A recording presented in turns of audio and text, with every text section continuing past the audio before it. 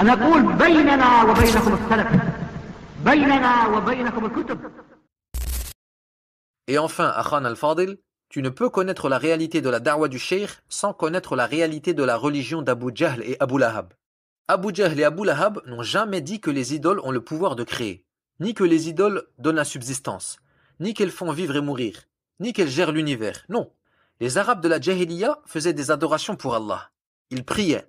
La preuve, hadith Abi Dharr, fi Sahih Muslim. قال قد صليت قبل أن ألقى رسول الله صلى الله عليه وسلم بثلاث سنين فقيل لمن قال لله. Abu Dharr radiyallahu an a dit: je priais déjà 3 ans avant de rencontrer le messager d'Allah sallallahu alayhi wa sallam. On lui demanda: pour qui priais-tu? Il répondit: pour Allah. On lui dit alors: dans quelle direction priais-tu? Yani, quelle était ta qibla? Il répondit: là où Allah m'oriente. Tayyib. Également les Arabes jeûnaient. La preuve, hadith Aïcha fi Sahih al-Bukhari. Anna Qurayshan kanat tasumu yawma Ashura fi al-Jahiliya. Et les Arabes faisaient sadaqa et libéraient des esclaves. يقول حكيم بن حزام للنبي صلى الله عليه وسلم في صحيح مسلم: أرأيت أمورا كنت أتحنث بها في الجاهلية من صدقة أو عتقة هل لي فيها من شيء؟ فقال له رسول الله صلى الله عليه وسلم: أسلمت على ما أسلفت من خير.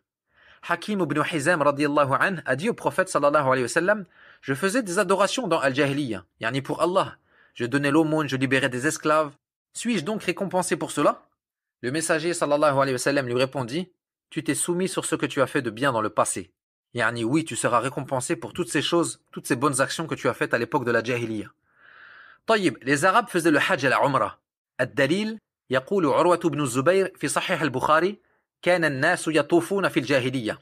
Urwa, le neveu de Aïcha radiyallahu anha, rapporte dans Sahih al-Bukhari que les gens faisaient le tawaf dans la Jahiliya. Taïb, si les Arabes priaient et jeûnaient et faisaient sadaqa et le hajj, pourquoi Allah n'a pas accepté d'eux ces œuvres? Al-Jawab, car ces Arabes se rendaient vers des idoles faites de pierre et disaient: ceux-là nous rapprochent d'Allah et intercèdent pour nous auprès d'Allah. Akhi, concentre-toi car tu vas comprendre la réalité de cette da'wa que tu portes et que l'on porte tous. Ces Arabes allaient voir des idoles faites de pierre et disaient: ceux-là nous rapprochent d'Allah et intercèdent pour nous. Alors que les Arabes de l'époque étaient doués de raison, ce n'étaient pas des fous. Il y a donc forcément un secret dans cette affaire. Une raison qui fait qu'ils avaient la croyance que ces statues, bien qu'elles soient faites de simples cailloux, mais qu'elles intercèdent pour eux et les rapprochent d'Allah yawm al-qiyamah.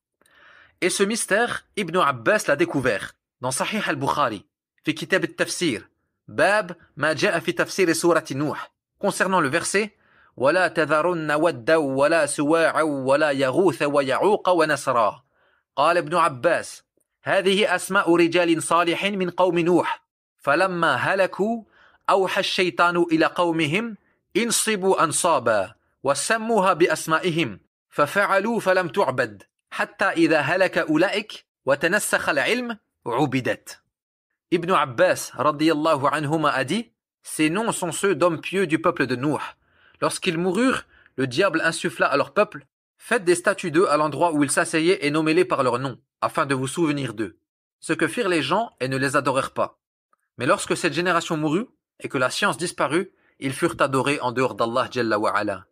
وفي باب ما جاء في تفسير سورة النجم قال ابن عباس: اللات رجل كان يلت السويق للحجاج وعند الطبري رجل يلت للمشركين السويق فلما مات عكفوا على قبره. Ibn Abbas radiyallahu anhuma a dit également: Allat, qui était un rocher adoré dans la Jahiliya, était à la base un homme qui émiettait le sawiq pour les pèlerins. Et At-Tabari rapporte: Allat était un homme qui émiettait le sawiq pour les mushrikines. Et lorsqu'il mourut, ils se mirent à faire des retraites spirituelles sur sa tombe. Idhan, dinul mushrikin huwa at-ta'alluqu bis-salihin. On comprend que la religion des polythéistes est en lien étroit avec les pieux. Le fait de les prendre en intermédiaire, leur demander l'intercession, etc. Et parmi ce qui vient appuyer cela dans la sunna, le fait qu'au début de l'islam, la visite des tombes fut interdite. Alors que la visite des tombes, ça rappelle la mort, la résurrection, le paradis, l'enfer, yani c'est une bonne chose pour la foi, surtout pour des gens fraîchement convertis à l'islam. Alors pourquoi est-ce que ça a été interdit au début de l'islam? Réponse: car les Arabes sortaient tout juste de l'adoration des morts, al-awliya, les alliés d'Allah selon eux. Donc, saddan lidhari'a, pour fermer la porte au shirk, la visite des tombes fut interdite, jusqu'à ce que le tawhid s'enracine dans le cœur des sahaba. Et à ce moment-là, Allah Ta'ala leur permit de visiter les cimetières. Taïb, revenons au Coran. Si tu médites certains versets, l'affaire va te sembler évidente. Allah dit Innal ladhina tad'una min dunillahi ibadun amthalukum.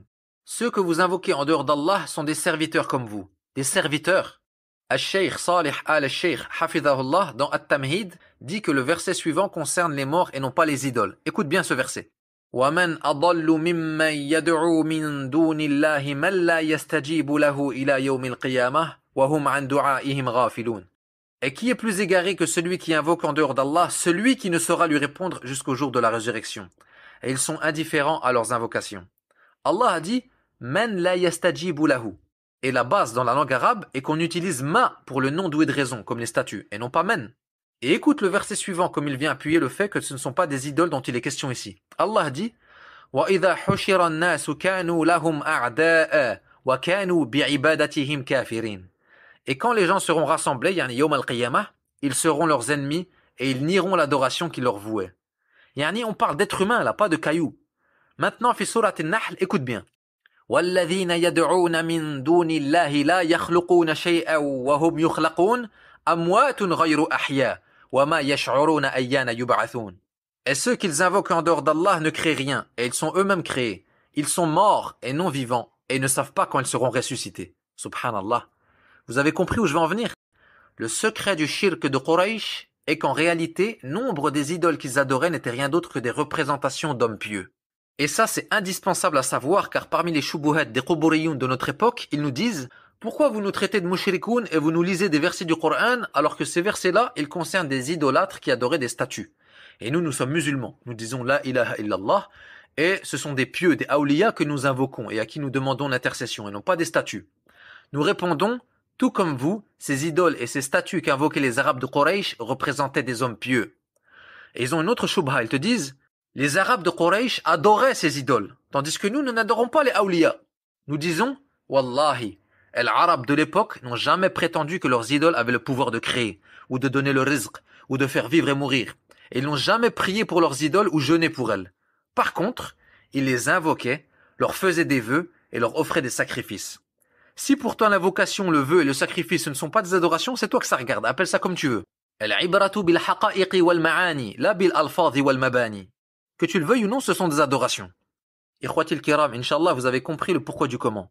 Ceux-là invoquaient, sacrifiaient et faisaient des vœux à des statues représentant des pieux, et ceux-là invoquent, sacrifient et font des vœux à des tombes représentant des pieux. Si tu as compris ça, eh bien tu as compris la réalité de la da'wa du Cheikh Mohammed ibn Abdel Wahhab, rahimahullah.